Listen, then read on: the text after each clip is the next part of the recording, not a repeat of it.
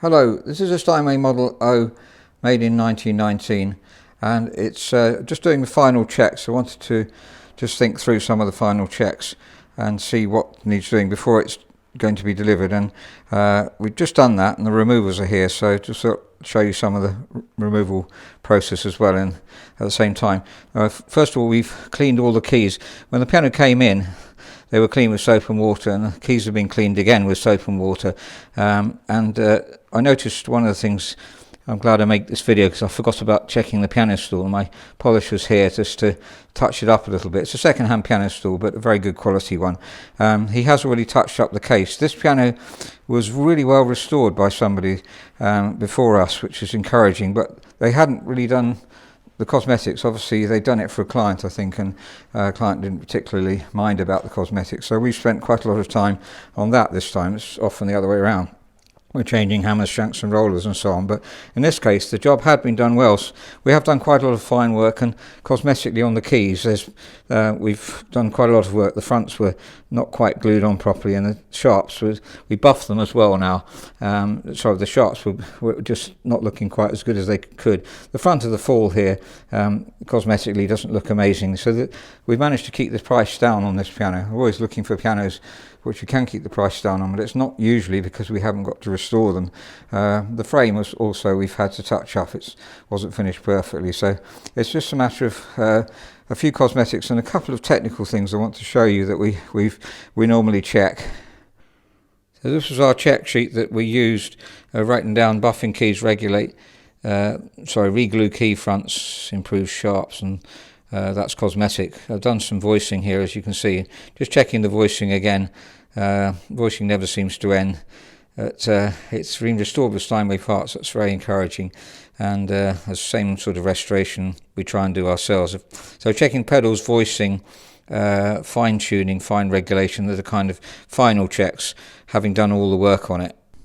So fine tuning is something I've done earlier on, and I worked on it mostly a couple of days ago. I just find checking it again and making sure the tuning is perfect, and it's a beautiful tone.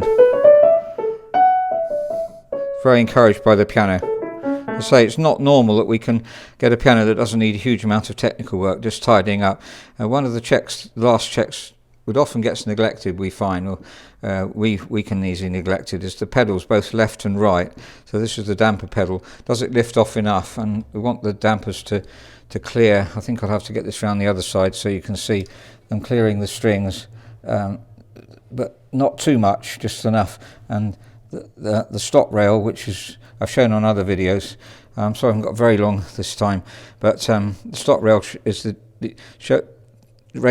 basically it'll stop the dampers coming off too high. When the pedals are up, they still come off a bit higher, so the key actually pushes it up a bit more. Let's have a look at one of those. There we are. And then the stop rail mustn't be too high, otherwise you can feel it bouncing back onto your finger. So that's something we can easily forget if we're not careful. So it's a final check. And then last of all, want to look at the unicorder. Does it move far enough? I've shown this on other videos, so just briefly to show you that's got to move so that it just about clears. Basically the unicorder's got to move over so a different part of the hammer hits the string, and then you get a different tone. So just very briefly, and we're also going to look at the process of picking up. The removals arrived, so we're going to have a look at putting the piano on the shoe, and the removers also got a lot of safeguards in terms of hygiene. So now the piano is about to be picked up, and we'll have a quick look at the removal process. This is one of the teams we use that's working during lockdown.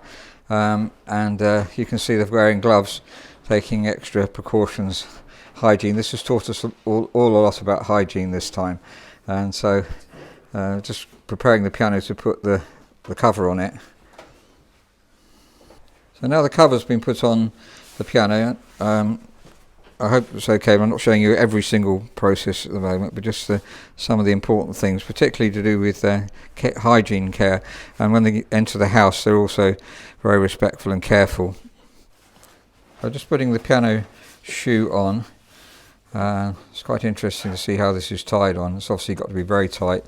There's certain different firms do different ways. Some firms use ratchets. This firm is just using ties. There's a debate about that, but I think I like it with ties instead of ratchets, but some of the firms we use ratchets as well. So the shoe's been tied on. As I say, no ratchets used here. There's got to be extra care making sure it's really tight, but the advantage of not using ratchets is because ratchets can damage pianos. So I've been talking to the team about that. Just have a look underneath and see how they're tied on. There we are, tied across and being tied on tightly.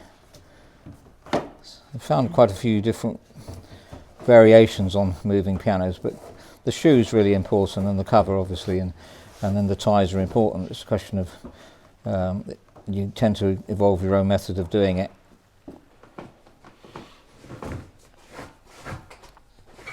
There's finally some of the final ties on here, and then it's got to be double checked that it really is on tight. It's going around the sides here. I haven't really watched in detail this firm moving pianos before. I'm very impressed actually. They're very impressive indeed, and certainly I don't remember them ever damaging any of our pianos, which is encouraging.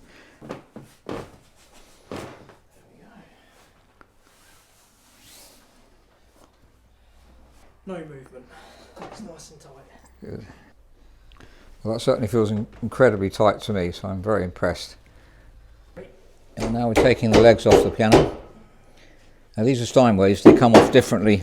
You need a rubber mallet to encourage them to come off, but they have a different system from most pianos. So they're going down onto its side. Now the piano will be tipped over. Yep. 1, 2, 3. And again. There 1, 2, 3. Now taking the other legs off. There's a little cleat there that holds it together, holds it on. And this is Steinway, as I say. I think some other firms use similar, but not many. Most firms have got screws in on the legs or bolts in. Good opportunity to check the underside of the piano, which is in perfect condition. It's been well restored, this piano. As I say, I was quite impressed with the restoration. There's some shims there in the soundboard. There's plenty of leather and felt on this. You can see this has been bushed as well. So the pedal trap, that can also easily be neglected in restoration, we find as well. It's good to double check that. 1, 2, 3. The piano is going to be put on the shoe, so get it balanced there, and one of the removers can put it on the shoe. Put the shoe in. This is very similar to the way that we move pianos too. So there we are, nicely balanced on the trolley, wheeled out. Apparently, going in difficult removes when there's gravel and the ground's uneven, they're saying that they put a ratchet strap around the trolley and around the piano, which is something I've never heard of before, so always learning from one another. It's wonderful. I find when making videos I'm very often learning by people's comments underneath, so please do comment. We'd be very grateful for any learning that we can do, and I hope this is helpful also to anyone who's watching. There we are, and well, the piano is going to be wheeled into the van now. This is an impressive van, Volvo, and a very good tail lift. Now, not all piano removers have tail lifts, but if we use a transit which is very low wheelbase, and that enables us to be able to get the pianos in without a tail lift.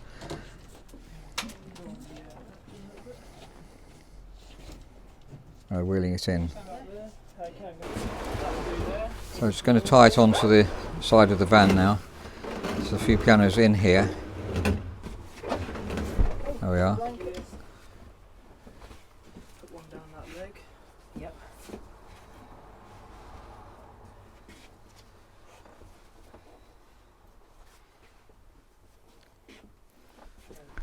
Just talking to the team here, and apparently they put a trailer at the tied onto the back of this truck sometimes, and that 35 pianos can be fitted in. With the trailer attached, it's 60 feet long, so 35 pianos can fit in. So now we've got the ratchet straps coming into play. So as I say, the main advantage of not using ratchets to me is not damaging the side, not damaging the piano. But I think the majority of firms do use ratchets almost entirely nowadays. When I started in the business, ratchets were not used at all, I don't think. I remember the early piano removing firms just used the webbing.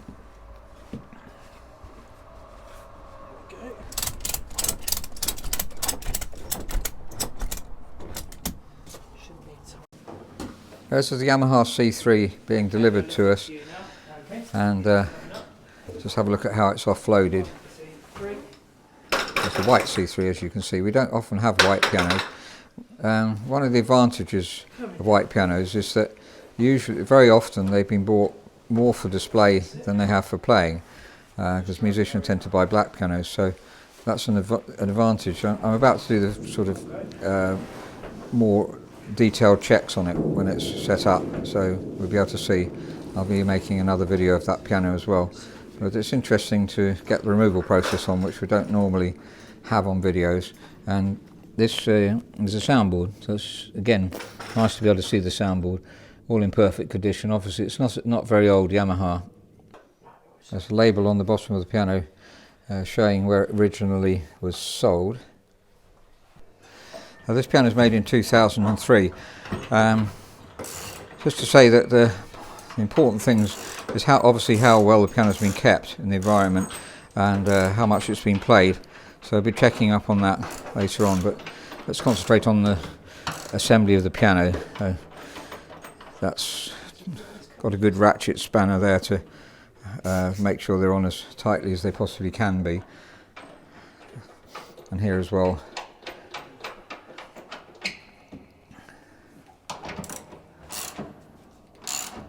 It's just the opposite process to the dismantling of it. We've got the two legs being put on, and then it will go onto those two legs and then be pulled up afterwards. There's the piano being pulled on to those two legs. There's no danger of damaging the legs normally if it's moved carefully. Obviously you don't want to put too much pressure on them, but they're quite substantial. Sometimes the pianos look a bit weaker. We're much more concerned about damaging the legs, but it's not actually happened to us before. In the case of very old pianos, sometimes they just told me they put ratchet straps around the legs if they're a bit concerned it might be weak, but they've never ever had a problem with any piano, neither have we, so obviously we're always trying to be careful, making sure that the legs aren't weak. So his leg's been held up. Good exercise that, holding the leg up, putting it down. So that's the legs on. Now we need to put the pedal lyre on. And fitting the pedal lyre on, it's very straightforward with most pianos. They do vary a bit. Steinway's peculiar, the ones that I personally find difficult to get on and off, but experienced removals would probably say, oh no, that's a piece of cake. One encouraging sign here is that the casters are looking extremely new and as if they haven't been rolled around, so it's not been used as a hire piano. There's always a worry about that. But if the case is perfect, as I think it is on this one, then the likelihood of it being used as a hire piano is very slim. Now these pedal stay rods were taken off in the removal when it was picked up. It's not necessary always to do that, and you can tie them onto the piano if they do tend to move around. The Butler grounds, for instance, they always have them fixed on very, very, very well indeed, so you just have to push them up underneath the piano. So the rods can be kept like that. They don't really need taking off, but there must be a good reason for doing so. So this is the Yamaha getting the shoe taken off. If you're watching this video and you haven't seen the piano that they took out a Steinway Grand and bringing in a Yamaha, so that showed how the piano was packaged up when Steinway had the cover put on and the shoe and so on. So this is the opposite process. So if you're watching this video separate to that, I'll put a link to when the Steinway was, if you're interested to see how pianos are wrapped up by this removal firm. Removal firms are quite similar. The main thing we've said that's different is the fact that a lot of firms use ratchets for the piano. They're using just webbing, which is more traditional Certainly when I started out in the piano trade, there was just webbing. There were no ratchets available as far as I can remember. So now the cover's taken off. That blanket was underneath the cover as well.